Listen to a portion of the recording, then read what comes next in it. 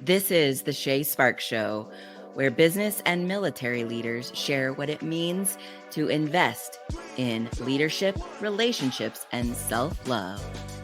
And stay tuned for the end of the interview. There is a new coaching segment that you won't want to miss.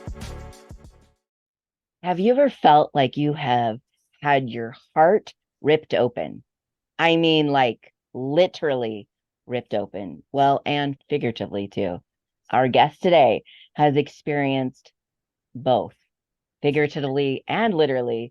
And boy, does he have a story to share with you. Welcome to the Shā Sparks Show, formerly known as the Power of Investing in People podcast, where we talk to business and military leaders about what it means to invest in leadership, relationships, and self-love. This is season 10, and it is time to shake things up a bit and listen to what I've been called to do. And here we are, shifting and expanding the name. I am your host, Shā Sparks, Chief Excitement Officer of Sparks of Fire International, where we spark leaders to find, use, and share their voice through coaching, podcasts, and publications so that they are fired up about their life and business. And talk about being fired up. Do I have someone amazing for you to meet today? Welcome to the show, Michael Botts. Yay! Yay, 10 years. I did not know 10 years. God, that is so impressive. Not 10 years, season 10. So it's been 5 years though. 5 years. Bravo, Shā. That says so much about you. I mean, just durable and endurance and brilliance and creativity. Oh, I love that story so much. Bravo, Shā. Thank you. Thank you. Thank you. And I just want to say, first of all, I'm so excited to have you on the show. You have this energy, this passion that just exudes from you, as you can already hear and tell, that I am just honored to have you on the show. And I have to give a shout out to our mutual friend, Dan Warheide, for connecting us. So love that dude. Love Dan. I love him. Yeah, he's awesome. And so for those of you who don't know Michael Botts, his bio is I'm falling down is allowed but getting up is required is the foundation of his teaching. He also writes that in his book. He teaches it to audiences and his clients. He is also a United States Marine veteran, a father of 4, and a 20-year business owner. There has been failures, epic failures, and through those failures, he has created a success formula that his clients to reach their goals in spirit, soul, and body. And we're going to talk about those failures here in a minute. And you can find out more on his website at themichaelbottsexperience.com. So, Michael, I always like to start off with the show of what does investing in self-love mean to you? Well, it's funny. I'm just evolving a new coaching group, a group coaching that I do on Sunday nights. And it's turned into all about self-love. So I think the key to self-love is that it's been looked down on in religion and society. And, it's like you're being selfish, but actually being selfish is when you don't self-love. Right. Because like you, Shā, there's this line of people behind you, a big giant line, and they drink from your cup. And if you don't do self-love, your cup is empty. And your tribe dies of thirst. So it's actually selfish not to self-love, because that's the only time your cup gets full. Is like people that are watching this podcast right now, they're filling their cup. And someone might be saying, and you have a cup right there, that's perfect timing. And someone might be saying, well, that's selfish. We need dinner. Or that's selfish. You got to finish your emails. But actually, it's the opposite of that. Because when they're done here, their cup is going to have something in it. And now they have something to give to their tribe. So self-love is keeping your cup full so that you can be the best business owner. You can be the best leader. You can be the best parent. You can be the best business partner. These things demand. And if you don't self-love, you will deplete these, and then you're giving everybody half or a third of what you truly are. I love this that you said about, it comes from a full cup, not an empty cup. I believe that it starts with being able to overflow from Yes. that cup rather than depleting it, Yes. rather than just pouring from that cup. It's not even about pouring, it's about overflowing. Yes. And so, when you are flying, they always tell us to put on our mask first, Yes. then help the next person. Yes. And as society, I love that you mentioned about being selfish. As society, we've learned that, or we've been programmed, I should say, that taking time for ourselves has been deemed as selfish. Yes. And we really are on the cusp, I believe, just in the very beginning of shifting that mindset of that programming of what we think is selfish. Absolutely. Absolutely. And it's everything from a massage to, meditation to listening to live music, whatever your thing is, going to the beach. I mean, you're right there in Florida where you get to, the beach is total access. Whatever your self-love is, the thing is to have the courage to not let it anyone else judge you for it, whatever that is. If having a cat and the love of the pet, that's a great example. You having pets is not selfish because their love transforms your heart. It transforms who you are, you know?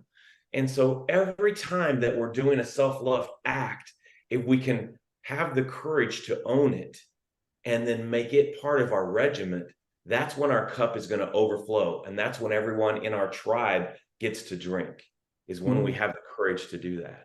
I thank you for mentioning my cat. So for those of you who are listening to this and not watching the video, my cat just jumped on the back of my chair, and I will tell you a funny story about my cat because I think it kind of leads into what you just said. So this cat is not a friendly-ish cat. It's still No. warming up to the house, right? It's still warming up to us. And it doesn't like come over and want to like lay in your lap like like you see on TV, like a normal cat, right? This Yes. cat just wants you to sort of pet it, but it walks away. Like it wants you to have your hand down and then it just walks under your hand, but that's it, kind of Yes. a thing, right? So it wants me to acknowledge that it's here, right? And today it was laying on the foot of my bed and I just picked it up and I hugged it and I was kind of laughing to myself because I'm thinking how often we like to hug things like I just want you to love me, Yes. right? Yes. And what if we did that to ourselves, Absolutely. right? Absolutely. Like I just want you to love me. Yes. Me, like I need to love me. As you are this moment with nothing added, Yes. nothing taken away. One of the things I teach is that we're born, I am enough. And I can prove that to you. The way I can prove it to you is you learn to talk, walk, and eat without any rejection, without worrying about rejection. You never see a baby lay awake at night. No milk for me tonight, mom. I'm stressed because I didn't walk today. That never happened. That Right. just babies don't care if they got spaghetti all over their face. They don't care if they fall down 100 times. There's no presence of what other people think. But then we get caught in the riptide of life when we get sucked out into the ocean of am I Mhm. enough? And in Am I Enough, we learn not to have self-love. In Am Right. I Enough, we're like, I have to please everyone else. We're saying sorry all the time and we're, apologizing for our inconveniencing someone or whatever that looks like for you. And my job, the reason I'm on the planet is to help you start pulling back the layers and start to reveal that I am enough again. You Mm. know, and when it dawns on you that I am enough is your base DNA truth, you will take time for self-love because it only makes sense. It only makes sense. The only way that I can absolutely pour my love into something else or someone else is if I have self-love. I agree. And I just brings me up to think about, when we are children, we're not doing anything. We're being Absolutely. babies, right? Yes. And how again we go through this world in today's world, we get programmed to believe that we have to do Yes. something in order to receive love, Yes. Yes. right? So it's just amazing.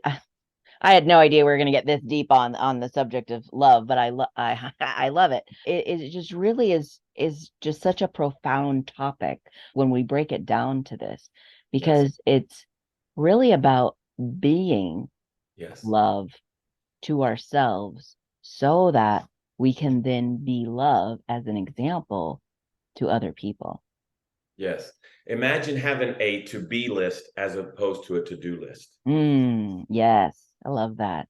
Because if I'm just going to be a father, it's going to be a different things that I act on than if I'm doing father. If I'm doing father, I'm calling them, telling them I love you. My kids are adults now, so Mhm. 21 is my youngest. So it's different than when they were younger. But if I'm doing father, I'm sending texts, I'm making sure they love me, I'm making sure they're taken care of. But if I'm being father, my inner voice or my spirit will say, hey, no one needs a call right now, or hey, go by Mhm. and drop off flowers. That's being, and that's different because the doing, here's the thing, when we know what to do and we don't do, we beat ourselves up out of am I enough? Right. And then we feel guilty. But if we were being, there's no room for guilt because you were being whatever you were inspired to be that day inside of their lives. And Mm. sometimes maybe it's quiet, maybe they need hands off for a second, and with our business, the same way. With a business, are you being a business owner or are you checking off the to-do list of a business owner? Those are Mm. different. Those are way different. Yes. The two places that I always teach my clients that you need to be is you need to be in the marketplace and you need to be in the space. And if you'll do those two things, you are being a business owner. I know there's back office stuff. I know I owned a business for 20 years. I know there's payroll. I understand all that. But I promise you, if you be a business owner in the space, that's meditation, and in the marketplace with whatever your clients are, like you're doing right now, then that is where all the rest will just flourish out of that. Beautiful. So beautiful. I think it's often that we get confused that we need to do, and Yes. then we'll have, and then we'll be whatever it is we Yes. aspire to be, Yes. right? Yes. Rather than reverse engineering it, and we be, and then we do, and then we have. Yeah. A great example of that is exercise. How many of us have exercise equipment with clothes on it, and it's a perfect place to hold our dirty clothes or our dry clothes? Hmm. But that's because we thought if we have a treadmill or weights, then we'll do the workout and then we'll be someone who's fit. But if Mm. we flip it, if you be someone who fits and you put your tennis shoes on and you go for a walk, after a couple walks and it starts to become a habit because you're being, then you have something or you do something, and then you can have the treadmill and you'll actually use it. But it's because you started being first. In a business owner, if you want to start a business, you don't need the best computer and the best this, the best this. What you need to do is you need to go talk to customers. Be a business owner. I promise you, all that other stuff will work itself out. And as a business owner myself, the next shiny thing, I'm always like, oh, let's try this, let's try this, try this. And this is what I believe success breaks down to: simple, boring, and predictable.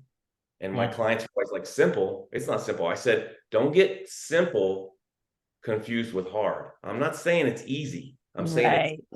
it's these fundamentals. 5 years of a podcast, that is a fundamental. That is brilliant. That's Mm. simple. I show up, I do a podcast, I find a guest. Simple, predictable. When you're doing podcasts, what happens? You have exposure. People are calling you. Business is growing. You know, boring. Doing a podcast all the time, that can get boring. It can be like, wow, I've done 5 years of this. But simple, boring, and predictable is exactly what's gotten you to this beautiful blossom of success that you have now. Well, thank you. I appreciate that. And I have to tell you, it's never boring. Never boring. I I like that love, energy. I like that energy. love, love, love it. It is never boring.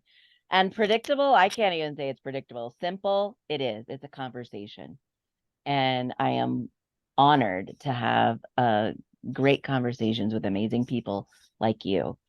And we were talking just a little bit ago about the being part with exercise. And one thing I have to say I've admired you since we've been connected is watching how you blossom on social media with how you are being fit by all your posts that you were doing and stuff like that. Can you tell us what really inspired you to start being fit Yeah, on social media? I So, love this question. I'm so happy to tell you about this. Thank you so much. When I was a college athlete, played for a national championship. I was in the Marine Corps, so fitness is a part of who I am, right? And then mhm, I get married and have these kids, and I gain a lot of weight, and I get heavy, and I get out of shape, and I'm beating myself up. I'm not self-loving by any way, shape, or right. form. Yeah. And I would always start and stop. I was the do, have, and be. I thought Yep. if I have the membership, then I'll do the workout, and then I'll be someone who's fit. And my evolution, Shay, became where before I was working out for a goal, a long-term goal, to look a certain way. To when we go on the cruise, I want to feel a certain way. All of this stuff was out there. And my evolution was now I work out for today. Mm, When I go to the gym, I'm going to the pharmacy and I am cashing in my chits and I'm getting some pharmaceuticals. And those nice. pharmaceuticals help clear me. So my self-love act, one of them is an exercise routine. And when I hit it, man, I stay in the flow, I stay in the zone. It is brilliant how much it happens. But the reason I do it now is for today, not for some goal out there that I may reach or may not reach. But my goal is I'm going to go today. I walked 3 miles today. I'm going to go today. I'm going to get my walk in. And when I'm finished, this is all clear. The fog is clear. I'm focused. I can come here and pour my whole self into you because my cup runneth over. Hmm. When I go to the gym, I just had this open heart surgery. So it kind of threw me off kilter and I'm trying to get myself out of the darkness of it.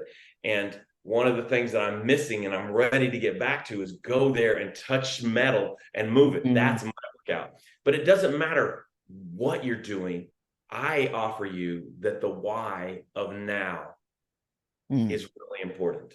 As opposed to thinking I want to fit into that dress or I want to look good for the wedding or I'm going to look good for the prom. What if it was I want to go move today because when I move today, it's going to clear everything and I'm going to sleep better. It makes me eat better because I'm like, I use that energy up. Now I want to make a better choice.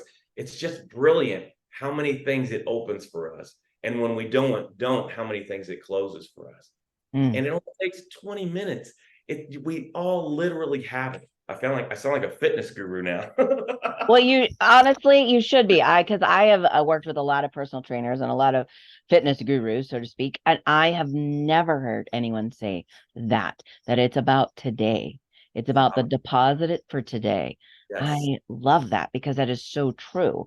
That we're not worried about, we're not focusing on the goal. We're focusing on the journey of how it's going to make you feel Yes. today. Yes. I And love that. that is so true in everything. One of the things that's come up for me, I was talking to my dad and it came up, and it's falling in love with planting the seeds. Beautiful. Farmer. That's what a farmer does. Yep, Yes. absolutely. Farmer's excited about harvest, but he's in love with planting the seeds. Hmm. So a business owner, you have to fall in love with planting the seeds because it can rain and your harvest is gone. The locusts can come and eat your harvest. The drought can come and your harvest won't come. But if you fall in love with planting the seeds, you will go again. Yeah, I love that. Planting this, fall in love with planting the seeds. That's awesome. That's awesome. So you mentioned your heart surgery a little bit Yes. ago. So do you want to share with us that journey? Yes, yes. I'm working out. I'm eating right. I'm feeling good. I'm like you said. I'm on social media posting these videos, and I'm feeling good about my body. I'm feeling like okay, I'm getting more sexy. I like this look that I'm getting. And then I have this pain in my chest, and I had it for about 7 days. And I was like, okay, I can meditate my way out of this. I can drink enough olive oil to get this out of this. I can run 4 miles to get this out of me. I'm trying to figure out a way to get out of it. And finally, in one of my meditations, my inner voice says, let's go give science a chance. So I go to the emergency room and they do a bunch of tests. This is on a Wednesday. They do the thing up my arm and do the dye. And they're like, hey, you got two 95% blocks and one 100% block. We can't do what's called a stent. We have to do surgery. And I'm like, okay, great, do the surgery. And so that was on a Friday. They did the surgery. And on Monday, they're like, hey, you're going to go home today. And I'm like, go home today? Wow, that I'm fast. really scared to go home. I can barely breathe because they turn your heart off and your lungs off. And mine was 47 minutes. So they open this up. Wow. Want to see the scar? Well, they open up your chest for those of you who are listening. Sure, show us the scar, although you'll have to check out the YouTube channel to see it. Wow, they really crack you open Yeah. and spread your Yeah. ribs apart and Yes. get right in there. Yes. Their hands are down in there and they stop my heart and my lungs for 47 minutes. So then when I come back out of that, my lungs are collapsed like a vacuum bag. It's, completely collapsed. So I have to build it back up.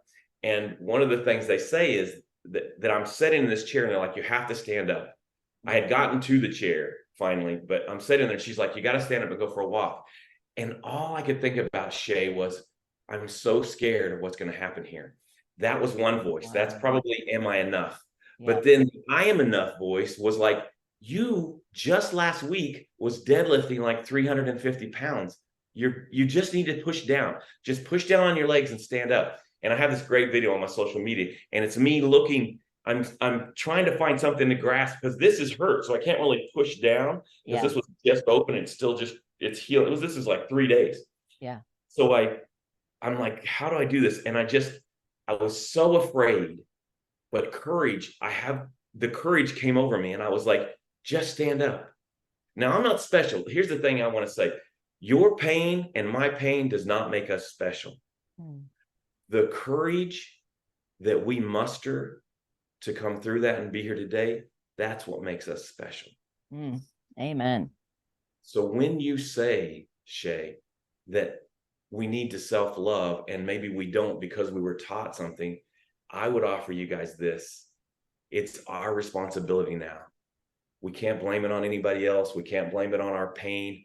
You had pain. Welcome to the human race. We all had pain. I had this open heart surgery. These scars, I can make these scars and be a victim of them, or I can take these scars and I can make them a victorious story. I lived through open heart surgery, Ah. and when I went through my divorce, my heart was torn open and I felt like a failure and I felt like nothing. And, again, my heart was wide open and I feel like my heart and my lungs had stopped then too. But finding my way out of the darkness was because I had built a gratitude muscle. Mm. Suck is coming to all of us. Welcome to the human race. Suck is coming. But how you handle that suck is going to be completely determined on what muscles you've built before it comes. We all are going to struggle, but we don't have to suffer through it. The suffering comes because we become the victim of it.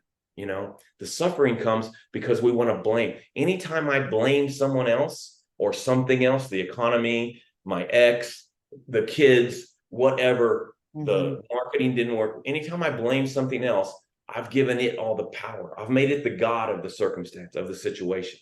But when I take personal responsibility, now I have the helm. I can steer my way out of that storm. But it's only because I take personal responsibility. So I don't want to skip over what I said, your gratitude muscle. The way you build your gratitude muscle is right now, no matter what's going on, start saying gratitudes out your mouth. And what I teach is I teach, I am grateful for my working hand and I am enough. That's what I teach my clients to say. Yeah. And in my book, I have you do 2 of those an hour. Wow. 2 of those an hour. And then the other thing to grow your gratitude muscle is I recommend blessing 2 people a day.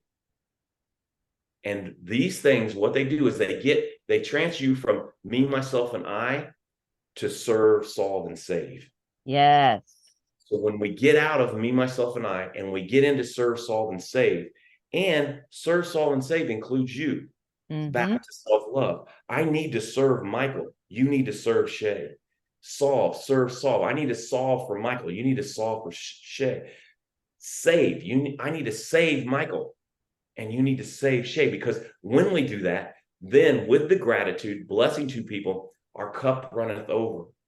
And then everybody that comes to drink gets a drink of that life that you have mustered up inside of you. Clearly, we have synergy, Michael. We have so much in common. One of the things that I take my clients through is a gratitude journal of 5 things a day to find what they're grateful for, and then writing a thank you note Right. to a person. Bless. And if you could actually like write an actual thank you note, old school style with a pen and an actual card, handwritten, and put a stamp on it, send it through the old school mail, post office, Yes. like that's even better. But That's you, profound. Can you right, imagine like, getting oh a my thank God. you letter? Be like, what is this? What is this piece? What is this? All your kids are like, what is that? Yeah. And when I started doing that practice, just the way I felt in the world was, it shifted everything. It shifted my perception of it. And it takes you from that victim mentality to the victor, because you're Yes. now become, your walk and your journey becomes where you're grateful for your heart being ripped open, because you are noticing the lessons that you learned because your heart was ripped open. I would offer everyone to try this. And I have a lot of people give me a lot of pushback on this. Write a love letter to your pain. Mm, Dear pain, thank you for the burn of the fire because now I know how close to get. mm, Dear pain, thank you for the cold and almost frostbite because now I know how long to stay in the cold. Imagine writing a love letter to your pain through the divorce, through the open heart surgery, through all the epic failures I've had in my business, through times when people were talking to me that I loved and they stopped talking to me. Imagine being able to thank pain mm. because it is a beautiful teacher.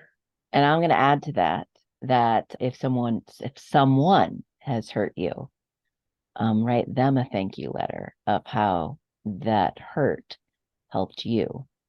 Yeah, right. And you don't have to send it if you don't want to, but just writing, the part of the writing the letter is so cathartic and therapeutic.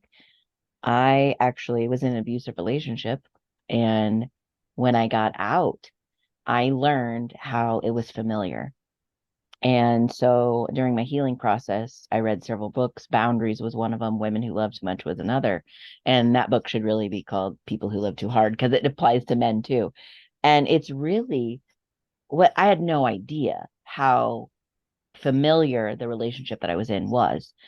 And so I immediately, one, forgave him. But the second thing that I started to do was, when I share my story, is that I thank God that it was him that I was with, because I was going to have to be with someone like that because it was familiar. And Yes. that's just part of our DNA normally, right? We just choose something that's familiar. And that is the lesson, right? And then you get out of it and go, wow, I need something completely different. That's where the Yes. boundaries come in. Yes. And what do I need different? And I could have been with someone worse. That's So right. I survived, and believe me, there were attempts on my life throughout it. However, he could have went through with it, Exactly. and I was able to walk away. Yes. So And thank you. It is an absolute love to your absolutely, pain. It is a yeah. love to your pain because it brought you here alive and able to do what you're doing on the planet. Absolutely. I love it. Well, and it really showed me how I had been waiting to die my entire life. I don't know how you grew up, but in my family, it was talk of, well, just find work that you make a good living at, and then you can, work for 40 years and then retire with a retirement plan and get the gold watch and be done. Yep. Yep. Yep. And the way, oh, and by the way you're living as a teenage alcoholic, you'll be lucky if you make it to 18. You'll be lucky if you make it to 21, and then, so on and so forth. And then by each milestone, I literally didn't think I was gonna make it to 30. So now in my mid 30s, here I am on this healing journey, and it hit me like like a smack in the face, like, wow, I've been waiting to die my entire life. Now I get to choose how I want to live, Yes. right? Yes. That's spectacular. I love Yeah. it. And let's go from just surviving, so being that victim mentality, to thriving. What does thriving look like? How do I create thriving?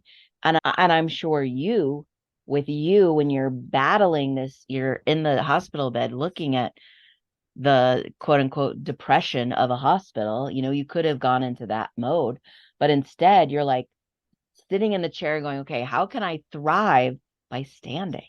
Yes. How can I stand up? And it was funny because then I get home and I'm like, all right, I'm going to walk the first day. And the first couple days, I'm in my rhythm. I'm in my rhythm and everything. And then, they say it's proven that everyone goes through this that's had open heart surgery. And then I just went into this really dark place and I'm like, what am Yep. I doing here? How did I get here again?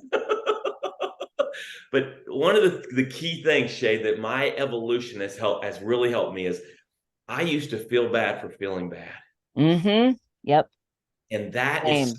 so defeating because I've made it two levels to me get back to zero. I feel bad, and now I feel bad for feeling bad. So I'm two levels away from getting back to zero. Right. So I gave myself permission. I'm like, you know what? And I would offer everyone in the sound of my voice, give yourself permission to feel bad. Own it. Yeah. Okay. I got my heart broke. I'm gonna be depressed and feel bad for 2 weeks. Okay. They didn't publish my book. I'm gonna be depressed for 2 weeks or 2 days or whatever it is. What if we just gave ourselves permission and then whatever, if it's 1, 2, 0, whatever it is, we say, hey, I'm gonna feel bad for this amount of time. Yep. And then I'm out of it. Now the feeling bad doesn't own me. I own it.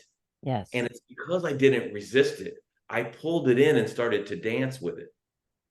Because when I was fighting it, it was kicking my ass. Mm-hmm. But when I started to dance with it, now I can spin it. I can find a new dance partner after a little bit. I can find happiness. I can find anger. I can find joy. But when I was fighting it, all it did was hold its boot on the back of my neck and keep Mm-hmm. my face down in depression. And it dawned on me, I'm not giving myself a chance. I'm not giving myself a chance to recover. Yes. And I love that you talk about that because I've been saying during my journey that if I'm going to throw myself a pity party, I'm going to make it plan. I'm going to plan the party, right? Yes, It's not going to be a spontaneous one. No, no, yes. no. I'm going to plan that party and take however long it takes and eat all the crap that I want to eat and watch all the movies and do all the crying or whatever it is I want to do during that pity party. And then be like, okay, now I'm done. And the beautiful thing about that is the door is always opened that way. Mm-hmm. I'm feeling bad for feeling bad. I've locked the door, I've clamped it. It's a big vault, and I can't get on the other side of the door because I'm feeling bad for feeling bad.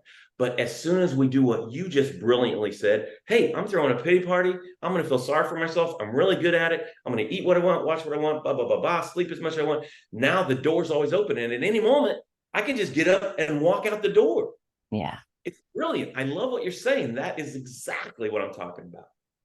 Love it. Love our conversation. Clearly we have a lot in common. And we'll continue on. But first, I just want to give a shout out to our sponsors and take a moment to share the incredible teams that I've partnered with for the last several years. And I am honored to be part of the Heroes Media Group who produces this show. So shout out to Adam and the team over there. And also I want to share with you this incredible energy supplement that I have found. It's called Sisu Stamina. It is through my friends over at ulauniverse.com.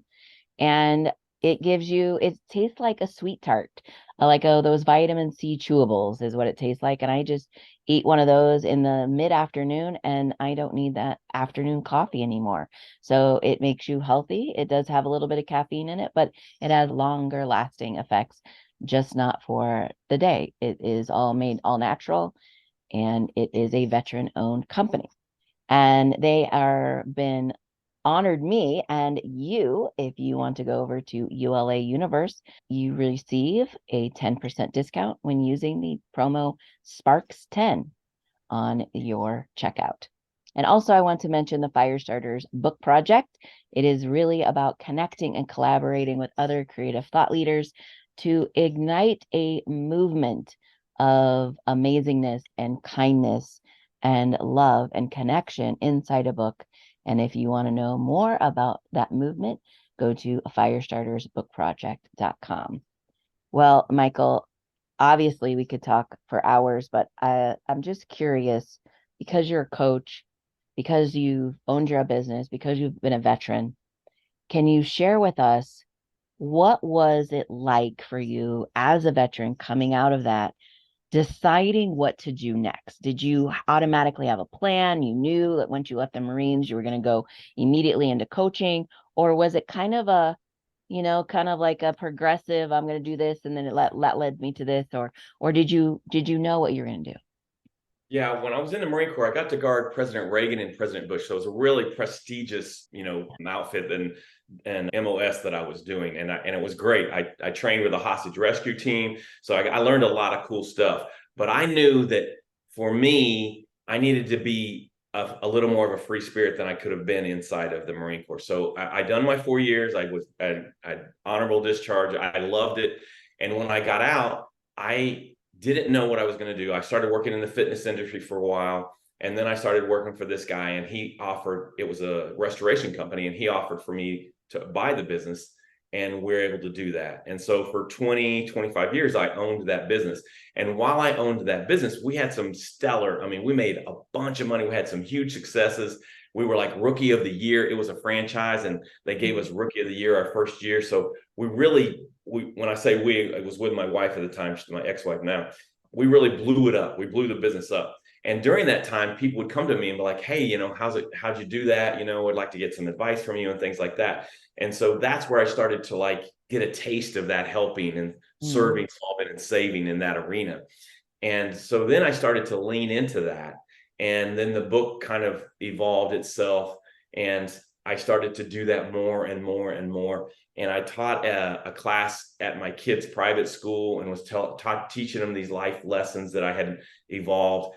And so all that kind of come together into the Michael Botts experience, which is what it is called now. Yeah. And I've had some great mentors that really helped me a lot. And, that 20 years of owning that business, really, you get a taste of, making payroll, that is brutal. If you haven't tried to make payroll, man, that is one of the hardest things to do. It's so brutal. And we had, a national company with 17 sites across the United States. So it was a lot, but I loved every minute. I love owning my own business. I would rather work 80 hours for myself than not work 40 hours for someone else. I just really love owning my own business. So that's kind of the evolution to where it is now. And what's going on now is, with clients, I help them in their spirit, their soul, and their body. These are the three areas that I kind of land in. Spirit is your higher power, universe, God, whatever that is. And we do a lot of meditation in that area. Soul is all this stuff. You and I are evolving soul right now. Soul is your money, your relationship with money. And then body falls into 5: hydration, flexibility, food, what you're eating, movement, and sleep. That's the 5 areas that kind of cover body. And so each week with my clients, we go over that. And did I answer your question? Do I get it? You get a gold star. Yes, you do. Yeah, great, yes, great. absolutely. Well, and I love that you share how it was a progression, because I know a lot of times my listeners are in that world, right? They're either in the military going to civilian life, or they're an employee thinking they want to be an entrepreneur.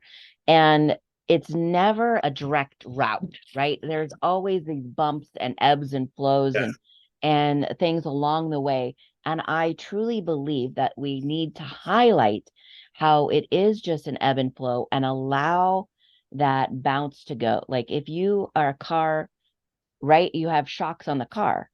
So you feel them, right? You might feel those bumps and bruises along the way, but you're not like, it's not going to tip you over. Absolutely. Right? And I feel like we are refined who we are by those bumps and bruises, by those bumps in the road, by the things that we go through, by the ebbs and the flows, because of the experiences, the things that we learn from them. And that might take us in a different direction. Yes. Yes. And go ahead.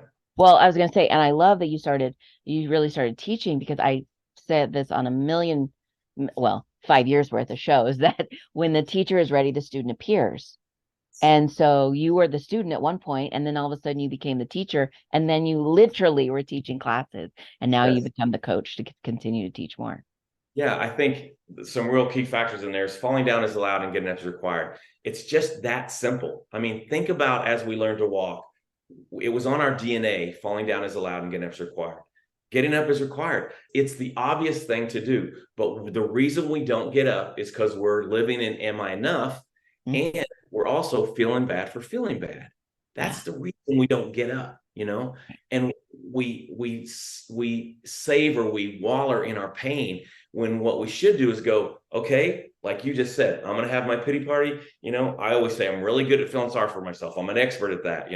And Mhm. so do that and then get up because when you get up, you are different. You have had an evolution. You Yeah. are smarter, faster, stronger. This is the formula for success. Risk, fail, learn, repeat. Mm. If we just do that, we will succeed at anything. In love, risk. I'm going to ask her out. I'm going to ask him out. Fail. They say no. We go on the date and it's a terrible. Learn. Okay, what did I learn? Okay, I need to say this, or maybe I needed that, or that just wasn't the right person. Repeat.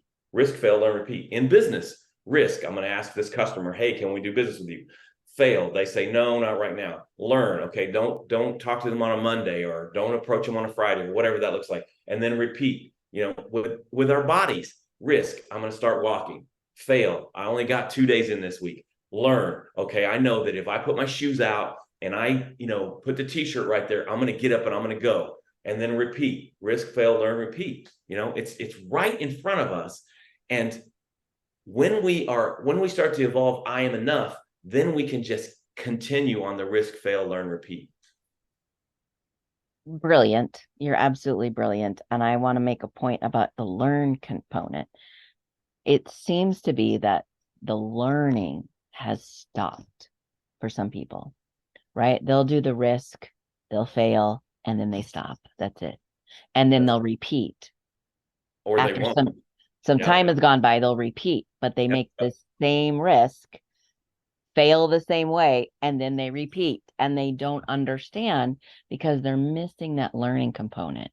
absolutely. So what Absolutely. advice would you give to someone who's doing that, who's doing the risk, they're doing the failing, and they keep repeating it? What would you say to them to go, you got to learn? Yes, yes. This is a brilliant question. I love it. Thank you so much. You've set me up perfectly. We can all risk. I mean, it's in our DNA to risk, whatever that is, go for the job, whatever we talked about. The fail has become this monster. The fail has become this big monster. Why? When you got an F in school, grandpa didn't talk to you and they didn't give you the money, when you're on the team and you miss the ball and you drop it, everybody mad at you. When you crash the car, all these fails, all that's happened to you is they've amplified it. You suck. That's what happened. And they're not bad people. I'm not blaming them. That's how they knew to do it.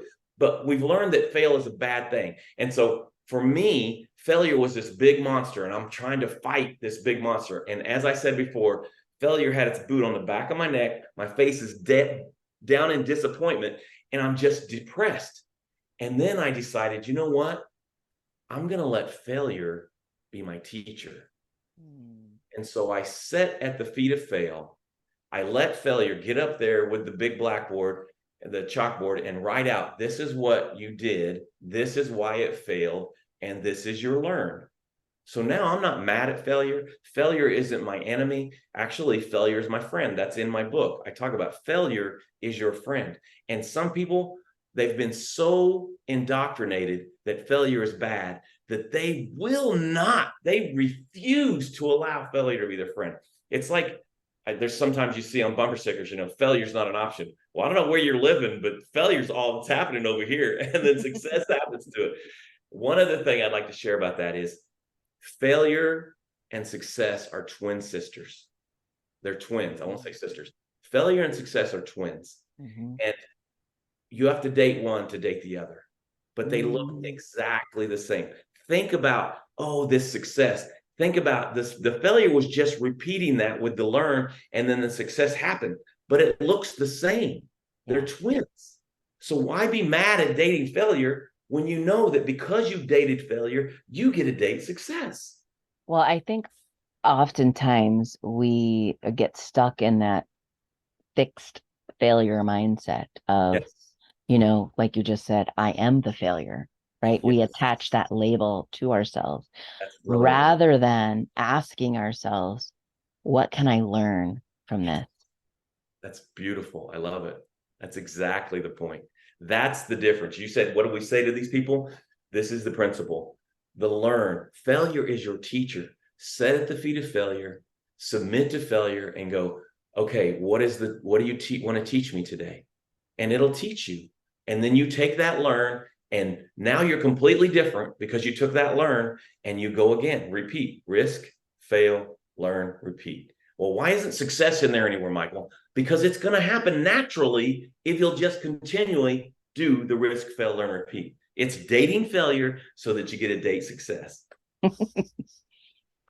Well, being someone who's single in the dating world, I don't know if I would say I would date twins, but but I do get your point, and I love that you brought it up that way.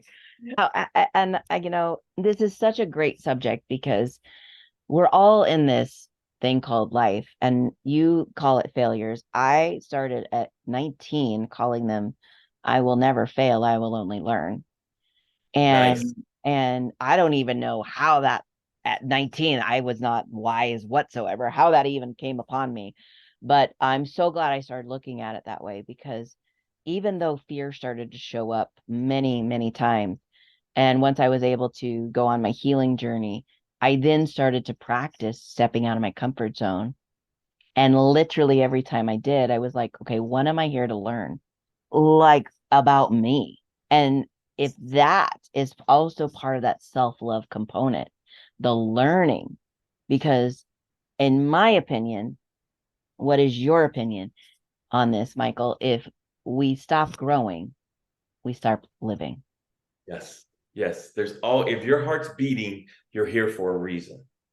And that reason needs to be you evolving. And I would offer you this. I don't think you're capable of the learn without self-love, because the failure would still be the monster. Right. You know, if you take the risk, congratulations, you had courage, you took the risk. You fail, and if you haven't learned self-love yet, fail would still be a monster that's got it's got a chokehold on you. But when you start to self-love, now that chokehold's released, and you can sit at the feet of fail and go, because you self-love and you've gotten into I am enough, you can go, okay, that's failure. Now what is my learn? And in the I am enough, you can take the learn and repeat.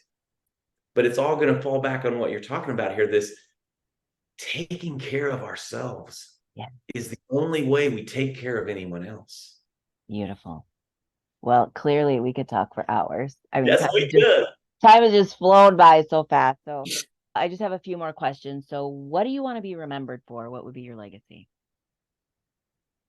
That's a great question. What do I want my legacy to be? I want my legacy to be that my great great grandkids still talk about falling down is allowed and getting up is required. Mm. Ooh, I got the chills on that. Beautiful. Beautiful. I have no doubt they will be talking about that. No doubt. Yeah, definitely. How can people connect with you? We talked about your website. What about social media? Yeah, actually, I didn't ask permission for this before, so you can delete this out if you want to. But I have the stopping yourself group coaching that I'm doing on Sunday nights. Yeah. It's an hour, and it's brilliant. One of the things that we just did was we had everybody write a letter to someone they adore, someone that they, were kind of disappointed in or whatever. And then we had them translate that letter from themselves to themselves. And it was a brilliant exercise. It was beautiful what happened. So I would invite everyone to come to stop stopping yourself. And I would give them, 2 weeks for free. They could come and try it out and stuff like that. So that's on Facebook. You can do that. On Instagram, I leave a lot of stuff like that. I haven't been as active since the heart surgery, but this has got me encouraged and given some light into my life. So probably I'll start to do it more. So thank you for this. Yeah. And on Instagram, I think it's Go for the Big, which is the name of the book, Go for the Big. Okay. Of course, you mentioned my website. So those are kind of 3 ways to reach out. So tell me again the Facebook group for them to look for. Stop Stopping Yourself by Stop Michael. Stopping Yourself. I got it. Nice. And the website is themichaelbotsexperience.com. Yes. Awesome. Well, it has just been a joy to have you here. So thank you for being willing to be on here. And I always like to leave with this question of what phrase, scripture, or mantra are you living by right now? It's still going to be falling down is allowed and getting up is required, because I feel like this heart thing is sort of like a fall down, and I'm giving myself permission to, like we've talked about, feel bad, not be encouraged, and then get back up. Get up, Michael. There's people that you're literally going to save if you get back up. So I would say falling down is allowed and getting up is required is really the foundation of who I am. Well, I am glad that you got back up. Thank So you. thank you for being here. I love you, Shā. This is brilliant. I'm grateful. I'm just so excited. I just want to give you a hand. Ladies and gentlemen, Shā. Well, I appreciate that. Thank you. Thank you so much. And thank you for being here. And don't go away. We'll be right back with a new segment that you'll have to check out. You're going to love it. This is the segment that I like to call Don't Be a Dick segment. And Dick stands for dishonorable, inconsiderate, conniving, and know-it-all. So don't be a dick to yourself and others. And in today's episode, we were talking with Michael Botts, and he was sharing with us about how oftentimes we think that we aren't enough, that we're not enough in the way we show up as a leader, we're not enough in our relationships, and we're surely not enough in how we talk to ourselves. And as far as conniving goes, that's literally what I am not enough is. You're conniving yourself into believing something that is not true. So, what do you do about that? How do you counteract that? Well, like we talked about in today's episode, living from a place of I'm not enough is about being a victim. It's about being in survival mode. You're not really thriving, you're just surviving. You're just getting by. And you're constantly having this inner negative voice that is knocking you down. Conniving is manipulating you. That's what you're doing when you're talking to yourself and saying, I'm not good enough, or I'm not smart enough, or I'm not rich enough, or I'm not pretty enough. And men might be like, well, I might be pretty enough. But men think about, I'm not good looking enough, I'm not handsome enough. In fact, a lot of my coaching clients are men, and that is one thing I've noticed that they have said about themselves on a regular basis. I'm not enough. I don't provide enough for her. I don't provide enough for our family. I'm not a good enough husband or a good enough father to our children. All these things. And don't get me wrong, women say it too. But I want you to know that that voice is not coming from a place of freedom. It's not coming from a place of self-love. It's coming from a place of fear. And one of the things that I do with my clients is I have them journal and I have them write down literally old school with a pen and paper, because then it changes the neural pathways in your brain. So even if it's a pencil or a crayon, whatever your favorite writing utensil is, do it old school. Get out that paper, get out that writing utensil, and you start to write down all the things that you are saying to yourself. Like, I'm not enough. I'm not this. I'm not that. I'm not this, whatever it is. I'm not athletic, whatever it is. And then I want you to think about someone that you admire, someone that you inspires you, someone that you aspire to be. And I want you to think about them and all of the characteristics that inspires you about them, that you admire in them, that you aspire to be one day. And as you make that list, I want you to then go back and make a new list, and you're putting the words I am in front of those words, of the characteristics of the people that you want to be like. And I'll tell you why. Because we're a mirror of what we see. And what you are seeing when you say, I'm not enough, is that you're seeing other people not being enough for you. So stop conniving yourself, stop manipulating yourself, and start providing a place of self-love, investing in that own self-love for you, because you are worth it, number one. But you want to come from a place of overflow, like we were talking in today's episode. By doing this journal exercise, you're starting to rewrite your brain, and then go a little bit further and start writing that gratitude journal. What can you be grateful for? So instead of poking at yourself and poking all the holes where you think they are in yourself, look for the good. What's something good you can say about yourself today? Try that 5 times a day. See how your mind shifts. See how your mindset shifts. And then you're living from a place of freedom. And let me know what happens after 30 days of doing this or 3 months of doing this.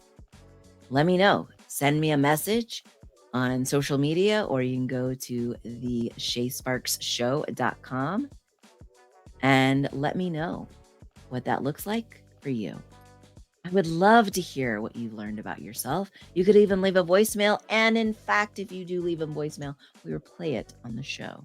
So I hope you have taken time to invest in your relationship with yourself, relationships around you, because you are worth it. And until next time, let's get fired up.